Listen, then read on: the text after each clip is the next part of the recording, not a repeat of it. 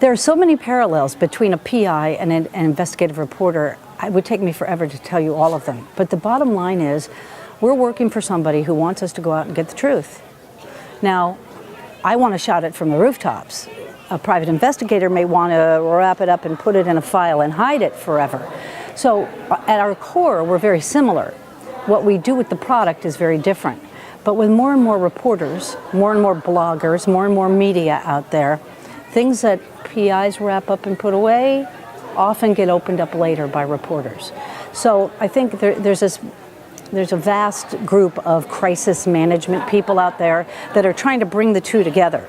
So what you need to do for your investigation and what I need to do for my investigation can coexist, but it's not always going to be to your benefit, and I admit that. But the truth wills out in the end, and I think more and more attorneys are understanding that. And I get, frankly, more and more calls from the lawyers saying, hey, my client doesn't really want me to tell you this, but I think our side of the story needs to get out. And it usually works out. It usually works out for the client, unless you're Bernie Madoff.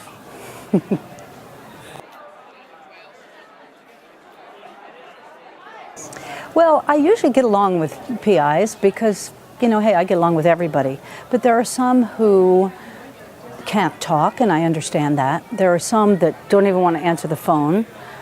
That I don't understand, because I think I work in a world where you cultivate every single source you can. You talk to everybody. You may not reveal to everybody. So I guess my bottom line is, for PIs that don't talk to the media when the media are around, I think they lose, because then I don't get your side of the story. I understand you have to get your client's permission or the attorney you're working for, their permission, but you know what?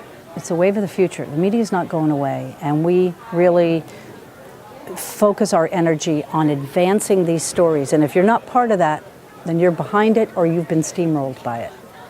So would I recommend you talk to the reporters? Yes, I do. Be careful? Absolutely.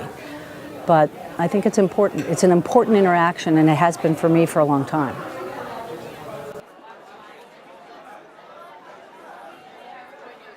The biggest, best tip I can give a PI when the media comes knocking on a big case is figure out which ones you can trust. Because you can't trust every reporter, as I can't trust every PI. Figure out who you can trust, and then make sure you get the anonymity you need so it doesn't come back to you.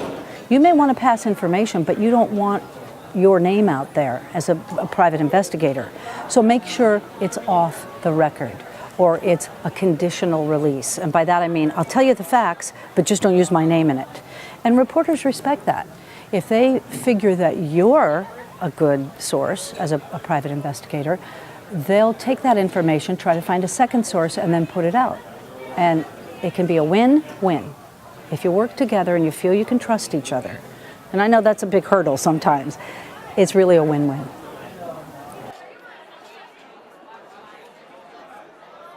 It has to be the Michael Jackson case. I broke the story in 1993 that police liked him for child molesting, which I couldn't believe. I kept thinking of the little guy who sang ABC on the Ed Sullivan Show. But my work on the Jackson case started in 1993, and it continues to this day, even though he's dead.